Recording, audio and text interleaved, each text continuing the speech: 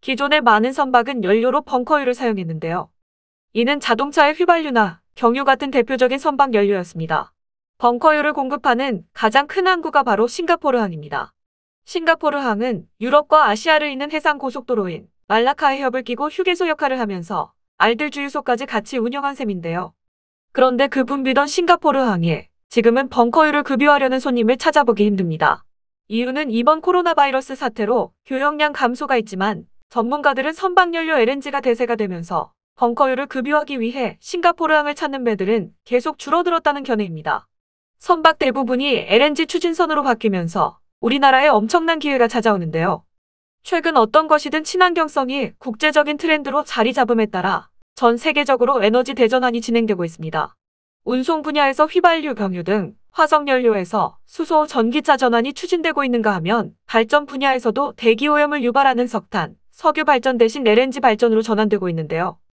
해운 산업에서도 마찬가지입니다. 작년부터 국제해사기구에서 IMO 2020이 발효됨에 따라 선박에 대한 환경 규제가 한층 더 강화되는데요. IMO 2020은 선박들이 사용하는 연료윤의 황함유 기준량이 3.5%에서 0.5%로 강화하는 것입니다. 여기서 연료 내 황은 연소 과정에서 황산화물을 발생시키는데요. 최근 전 세계적으로 골칫거리인 대기오염물질로 산성비, 호흡기 질병 등의 원인이 되며 미세먼지를 생성하는 2차 유발물이죠. 이에 각 선사들은 LNG 추진선에 주목하고 있습니다. 관련 연구에 따르면 LNG는 황산화물을 거의 배출하지 않는 데다 들소산화물은 유류 대비 40에서 70% 덜 배출하고 이산화탄소는 25% 적게 배출하기 때문이죠. 국제해사기구가 아주 대놓고 이걸 써라 한 것 같이 국제규격에 맞는 연료가 LNG입니다. 여기에 셰일 혁명으로 인해 최근 셰일가스 증산으로 국제 LNG 가격이 폭락하면서 구매자 위주의 시장으로 재편됐다는 점도 장점으로 작용하고 타 연료 대비 가격 경쟁력도 LNG가 충분하다는 것입니다. 실제로 세계 시장에서 LNG 추진선은 증가 추세에 있는데요.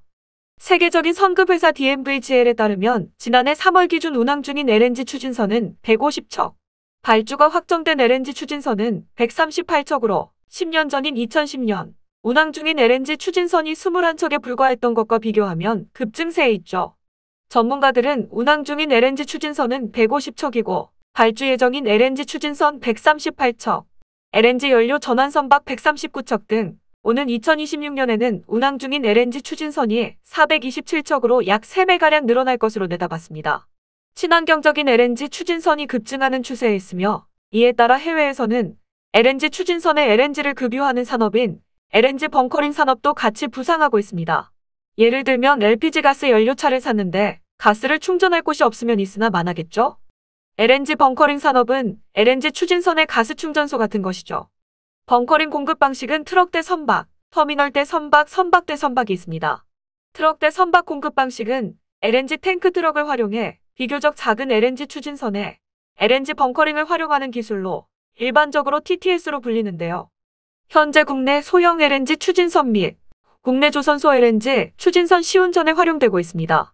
터미널 대 선박 방식은 항구에 정박 중인 LNG 추진선에 육상 측에 설치된 LNG 벙커링 터미널에서 LNG를 공급하는 기술로 파이프 투 쉽, 쇼어 투 쉽으로도 불립니다. 현재 조선사가 건조 중인 LNG 수송 선박의 가스 시운전 시 활용하는 방식이죠. 이 방식은 우리가 흔히 알고 있는 가스 충전소에 비유할 수 있습니다. 선박 대 선박 방식은 LNG 벙커링 선박 혹은 LNG 벙커링 빠지선을 이용해 LNG 연료 추진선의 벙커링을 제공하는 기술로 대용량 벙커링 시 사용합니다. 항만대에서 실시 가능하고 다양한 선종의 LNG 연료 추진선을 대상으로 LNG 벙커링이 가능합니다. 선박 대 선박 방식 LNG 벙커링은 우리나라가 LNG 추진선 건조에 강점을 보이는 것만큼 LNG 운반선 건조에도 강한 모습을 보입니다. 이건 마치 애플이 아이폰을 팔고 아이폰 충전기도 같이 파는 것 같은 것인데요. 이런 기회를 전 세계에서 국민 평균 IQ가 제일 높은 우리나라가 놓칠 리 없죠. 한국가스공사가 주식회사 한국LNG 벙커링을 설립, 산업부의 공모사업인 LNG 벙커링 전용선 건조 지원 사업을 본격 추진하고 있습니다. 작년 11월 LNG 운반선 시운전을 위한 세계 최초의 STS, LNG 선적 실증 테스트를 성공한 데 이어 지난 10일 삼성중공업의 10만 톤급 탱커선에 LNG 탱크 트럭을 이용한 TTS 방식의 벙커링도 성공했는데요. 100% 가스공사 자회사인 한국LNG벙커는 당분간 가스공사로부터 LNG를 구매해 선박용으로 공급할 예정이지만 본격적인 STS LNG 벙커링을 위해 4-6월경 해외로부터 자체 LNG를 확보해 선사 등 수요자를 대상으로 마케팅 및 공급을 시작할 계획입니다. 한국LNG 벙커링은 삼성중공업과 LNG선 시운 전용 LNG 공급 계약을 체결하고 지난 10일 거제조선소에서 건조된 10만 톤급 탱커선에 LNG 탱크 트럭을 이용한 TTS 방식으로 LNG 약 220톤도 성공적으로 공급했습니다. 기존 TTS 방식 이외에도 국내 최초 LNG 수송 및 벙커링 겸용선인 제주 LNG 2호선을 이용 STS 가스공사 LNG 기지의 제티를 이용한 PTS 공급 방식도 확대할 계획인데요. 2030년 매출 약 1조 원 달성이 목표로 하고 있습니다. 이런 급변하는 세계 정세 속에 LNG 조선업 강국이었던 우리나라가 중국에 밀렸던 위기가 있었습니다. 국제해사기구 IMO의 황산화물 규제에 대응하기 위한 기존 선박 스크러버 개조 작업을 중국이 사실상 싹쓸이하고 있었던 것입니다. 개방형 스크러버란 오염물질을 저감하는 탈항장치인데요. 영국의 조선시황 분석기관인 클락슨에 따르면 올해 스크러버 개조 작업이 이뤄진 수리조선소는 1위부터 15위가 중국 조선소일 만큼 중국의 의존도가 크게 높았는데요. 가장 많은 스크러버 개조 작업이 진행된 수리조선소는 포스코 중공업의 상하이 조선소로 40척입니다. 이어 선전의 이우리안 조선소와 상하이의 후아룬 다동 조선소가 각각 33척이고 포스코 중공업의 다른 조선소 28척, 사나이관 조선소 24척, 칭다오 베이하이 조선소 23척 등이었습니다. 중국 외의 조선소 중에는 15위인 터키와 16위인 싱가포르의 조선소가 각각 1개소씩 랭크됐었죠. 또 우리나라가 작년 1월 세계 선박 수주 1위 자리를 중국에 내주며 2위를 기록하게 된 것입니다. 영국 조선해운시황 분석업체 클락슨 리서치에 따르면 지난달 전 세계 선박 발주량은 75만 CGT였고 국가별로는 중국이 51만 CGT, 한국이 4만 CGT를 수주했으며 일본은 단 한 척도 수주하지 못했죠.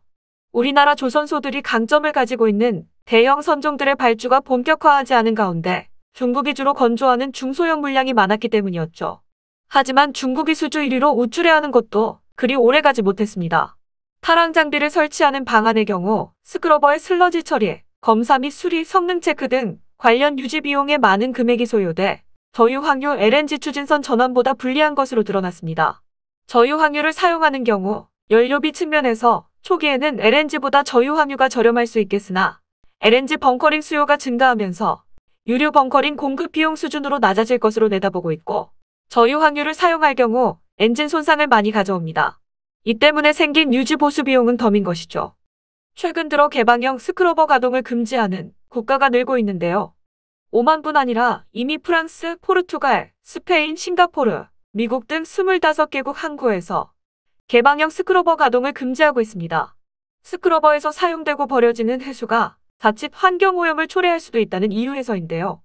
이 때문에 개방형 스크러버의 수요가 급감합니다. 그뿐만 아닙니다. 중국 조선업은 기본 설계 능력이 없기 때문에 이들 선박이 원활히 건조될 가능성은 사실상 없다는 것이 현실로 드러났었습니다. 중국 조선업은 벌크선 분야에서도 정상 인도 능력이 없다는 지적이 늘고 있죠. 프랑스 선사 CMA CGM이 지난 2017년 중국 선박공업에게 발주했던 23,000 TEU급의 LNG 추진 컨테이너선 9척이 2차례나 인도가 지연되었던 적이 있었는데요. 중국의 벌크선 건조는 건조 지연 6개월은 기본인 것이 국내외 선주사들의 평가이기도 하다고 하나금융투자 박무현 애널리스트가 밝힌 바도 있습니다. 중국 조선업에는 숙련된 설계 인력이 매우 부족하며 기본 설계 인력은 사실상 없습니다. 박무현 하나금융투자연구원은 인도 지연 소식이 있기 이전부터 국내외 선박기술 전문가들은 중국의 LNG 추진 컨테이너선 건조 능력에 많은 의문을 갖고 있었다며 선박이 인도된다 하더라도 정상적인 운항이 될 가능성은 매우 낮을 것으로 봤다고 말했죠.